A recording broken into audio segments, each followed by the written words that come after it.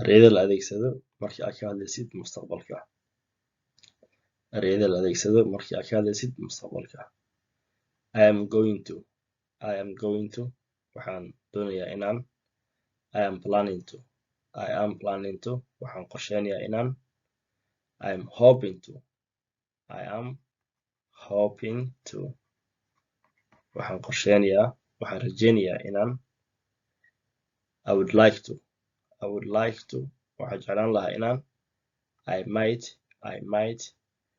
waxaa laga yaabaa. I may. I may. waxaa suuragal ah. I'm thinking about. I'm thinking about. waxaan ka fikirayaa. marka dhammaan erayadan markii aad rabtid inaad sheegtid wax aad mustaqbalka macsata inaad samaysid ayaad ka hormarinaysaa oo aad isticmaalaysaa. ha dhihin oo keliya I will do. I will do. laakiin erayadan hadba mid isticmaal dhowr mar isha mari oo kaas ah.